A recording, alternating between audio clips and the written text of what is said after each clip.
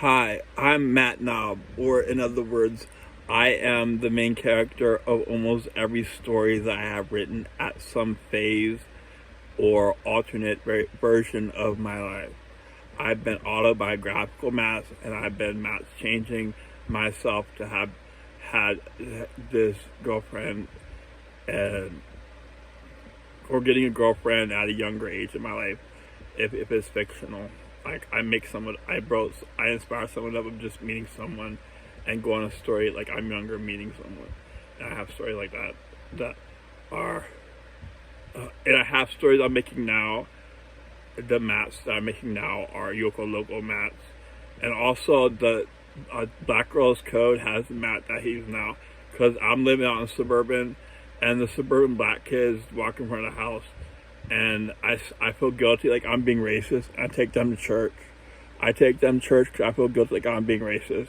I tell them they can get a girlfriend there because there's a lot of teen girls that are at the church as part of the program. And that's a fictional story that I could make, or it's a version, an actor playing me around the same, like Yoko Loco's age. Or he could be younger. But he's a chaperone of teen boys because teen girls are part of a program in which they have chaperones that pay for them to activities and give them advantages so that they could have a better life and move out of the projects and have a better life. They go to college. They're trying to get them in college and stuff because the girls to get the best life for them, kind of like set them up on a Black Girls Code. I don't know. I'm just talking about Black Girls Code. Yoko Loco's Matt is based on the Matt now. I'm just every Matt in the story. As a chaperone, I'm a teen boy. I'm 14 in one of them. 4 episodes of the teen drama in 1996. I'm 16 when it starts Sin Siren. Instead of moving to suburban, I pretended that I all of a sudden live with or next to my older black brother, best friend, and older sister of the best friends and her boyfriend. And you just reimagine your life as Hollywood versions of them. These are Hollywood versions of the black family that I had.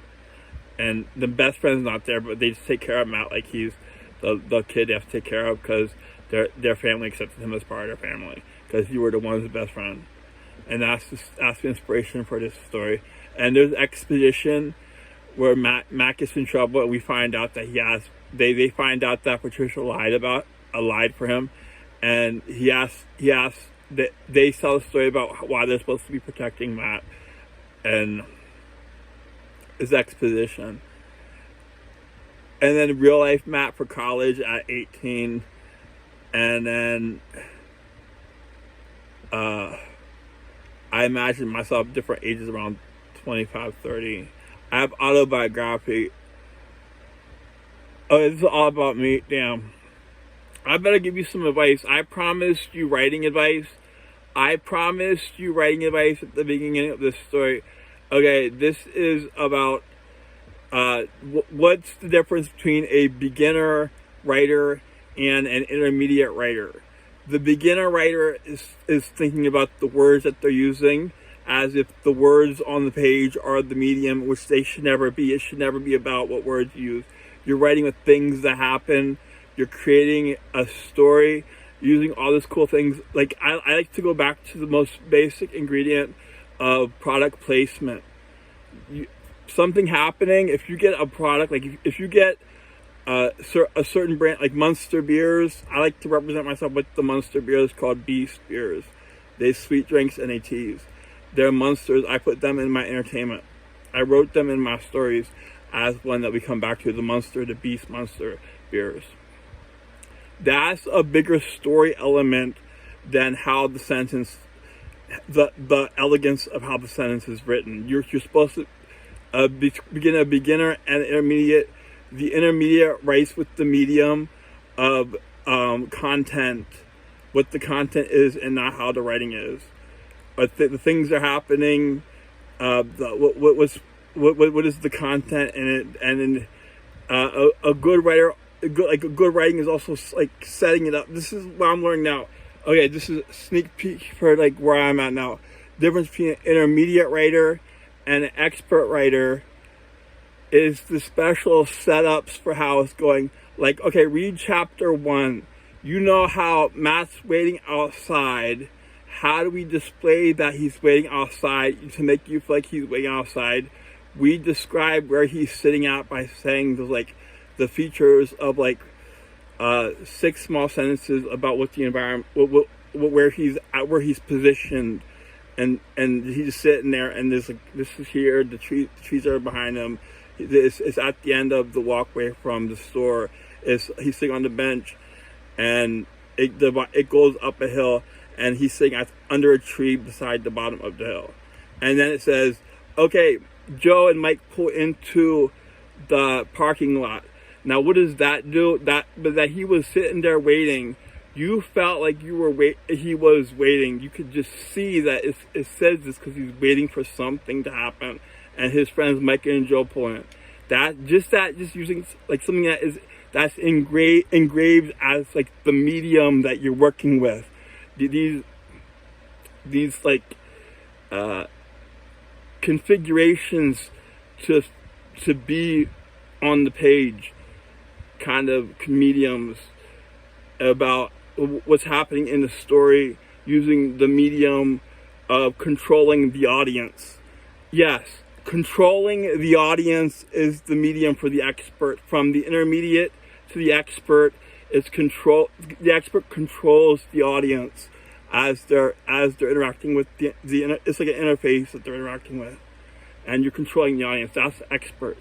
And I'm at the point where I didn't write any books, but I finished 10 screenplays that are features. Some of them are only 60 pages, but they get to 96 pages. I completed 10 feature films. I did a lot of TV episodes and things like that as screenplays. And you can't self-publish these books. So okay, now I'm starting to write my first book. Yeah, and I'm gonna have this book and this book as practice because it's a literary YA, a young adult kind of chapter book. But it's for adults. I write chapter books. It's beautiful. I'm a beautiful, good, cute boy. The cutie white boy. He writes chapter books because he's cute in a fake dumb kind of way, but he's really smart. He's cute. And he writes chapter books. And it's that I just do the first. I'm gonna do the first one, the second one, and when I write the third one, when I finish one, that's sci-fi, or when I finish one that's a teen drama, I'm gonna look for an agent. I'm gonna start looking for an agent. I'm gonna try to get someone to help me do this in a way that's easy for me. And I'm gonna look for an agent where I have the complete one that you can sell to teens.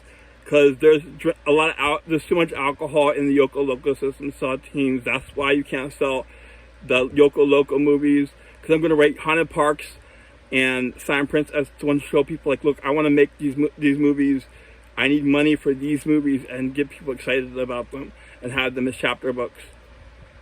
And now I'm going to have the third one that I've complete, or the one I complete that's for teens to read as a chapter book. That's the books they make you read in high school, like Lord of the Flies, Animal Farm, Catcher in the Rye, Huckleberry Finn, Tom Sawyer. Great Gatsby was a hard one. But these little books that they keep hardcover editions, and that's how I would ideally want them to be sold. I would want them to be sold as hardcover, small, the size of a commercial book, a little dinky commercial book that got yellow pages, or those, I don't know how to say it, those tan pages, those brown pages, or the grayish brown pages, gray pages. Just those little commercial books that are cheap, and then you make that size, you make a really quality one, get a hardcover. I'm not saying, no. I mean, the example of the size, and only the size, would be the size of a small book. But it's a hardcover. It's the size of a small book. And right now, when you get a small book, it's not made as good. But this is a small book that's made very good. You want to keep this small book. It's a small book. It's a hardcover. That's how I would ideally like my books. Because I'm like a screenwriter. When I'm thinking like a screenwriter, it doesn't get more from 2 pages for every 1 page. of screenwriting. So if it's 96 pages, it would be 190 pages maybe, and 180 pages, 109 pages in a book, or 200 pages in a book, in a small book. And it's really good stories, aim for about 200 pages for like a full length, and like a short one would be like 120 pages or 130 pages, 120 pages. And you have these little books, and they're the size of a movie. You can read them like 2 hours, 1.5 to 2.5 hours. You can read one of these, and it's not that hard. And they move forward really fast, like chapter books. And so like the things are happening, like, yeah, it's happening. Did I say the point? Oh yeah, it was about the difference between an amateur writer and an intermediate writer. Is that the amateur writer thinks the medium is the words that they use, where the intermediate writer thinks that they're using the things that happen in the story as the medium, and like the content is considered like what your content dropping, and then as the products you're controlling a story. Just make things happen, make them happen, just make things happen, and the faster we can write things happen, the better.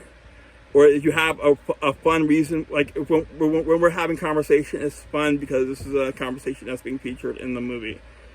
It's fun. And you know how to feature conversations.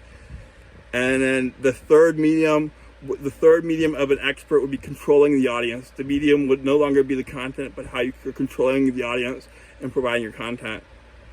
So it's the words, the content, and then the audience, controlling the audience, like interfacing with the interface with the audience. You think of it as controlling an interface with the audience as expert level.